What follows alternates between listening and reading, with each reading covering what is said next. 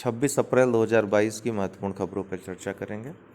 UPPCS prelims 2022 के लिए 30 दिनों का गहन कोर्स स्टार्ट हो गया है। व्हाट्सएप नंबर पर संपर्क करके इनरोल हो सकते हैं। 1 मई से क्लासेस स्टार्ट होंगी। 7वां रायसीना डायलॉग 2022, इसका उद्घाटन प्रधानमंत्री मोदी ने किया। कहाँ पर हुआ ये? नई दिल्ली में। मुख्य अतिथि रायसीना, आपको पता है रायसीना हिल्स पे ही ये दिल्ली स्थित है। ये रायसीना हिल्स अरावली जो श्रृंखला है उसी का भाग है। तो रायसीना डायलॉग के नाम से इस डायलॉग को जाना जाता है। तो 7वां था इस क्रम में। यह प्रधानमंत्री ने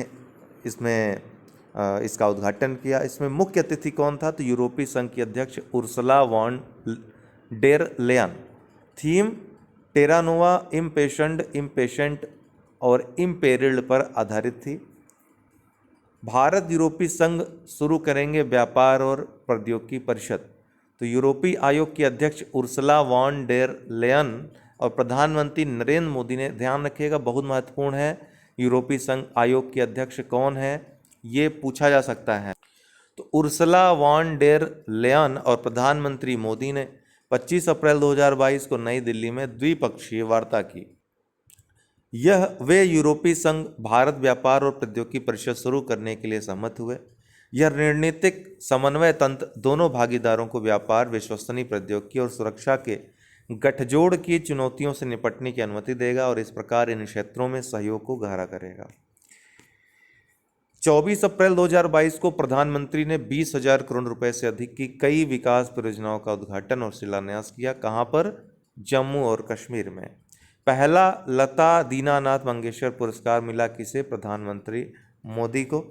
विश्व बैंक की रिपोर्ट में कहा गया है कि भारत में गरीबी में 12.3% की गिरावट आई है।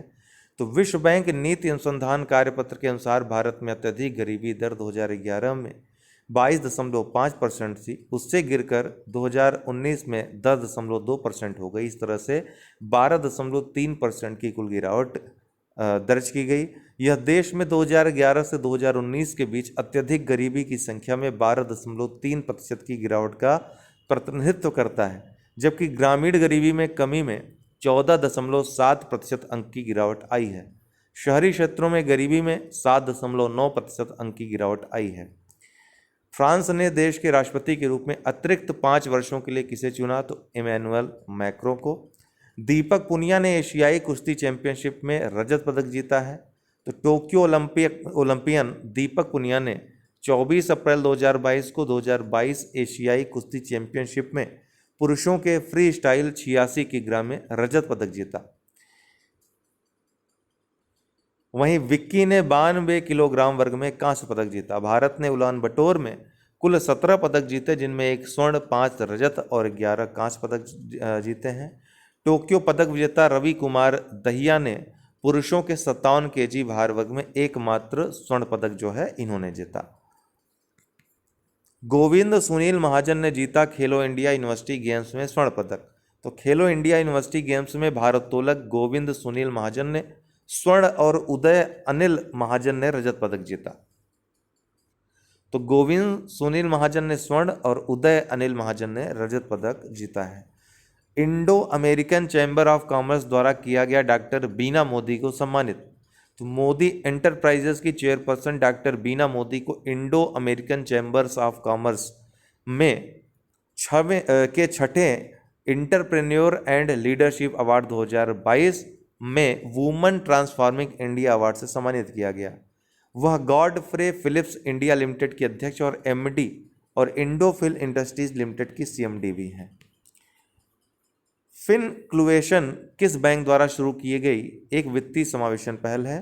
तो यह इंडिया पोस्ट पेमेंट्स बैंक के द्वारा शुरू की गई। प्रधानमंत्री मोदी ने हाल ही में गुजरात के दाहोद में आयोजित एक समारोह में कितने रुपए की विभिन्न परियोजनाओं की आधारशिला रखी और उद्घाटन किया? तो 22,000 करोड़ रुपए की। बिलिटी इलेक्ट्रिक इंक निम्नलिखित में से किस राज्य में दुनिया की सबसे बड़ी इलेक्ट्रिक 3 व्हीलर निर्माण सुविधा स्थापित करेगी? तो तेलंगाना में। कोट डिलवियर आइवरी कोस्ट के प्रधानमंत्री के रूप में किसे फिर से नियुक्त किया गया है? तो आइवरी कोस्ट पूछा जा सकता है। तो पैट्रिक एची को।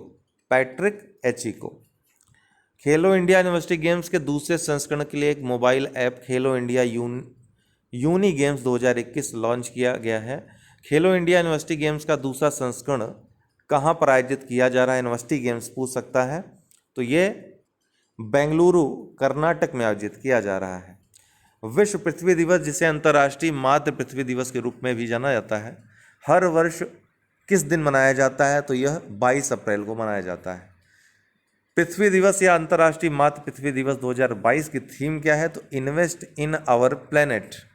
हाल ही में प्रमुख भौतिक विज्ञानी किनको भारत सरकार के प्रधान वैज्ञानिक सलाहकार के रूप में नियुक्त किया गया है? तो ये हैं अजय कुमार सूद। कीरोन पोलार्ड ने हाल ही में अंतर्राष्ट्रीय क्रिकेट से संन्यास की घोषणा की। वह निम्नलिखित में से किस देश के ऑलराउंडर हैं? तो ये वेस्ट इंडीज़ के हैं। वर्तमान में आईपीएल में मुंबई इंडियंस की तरफ से खेलते हैं। 3 दिवसीय स्मार्ट सिटी स्मार्ट शहरीकरण सम्मेलन कहाँ आयोजित किया जा रहा है? तो ये सूरत में आयोजित किया जा रहा है। तो आज के लिए इतना ही। बहुत बहुत धन्यवाद।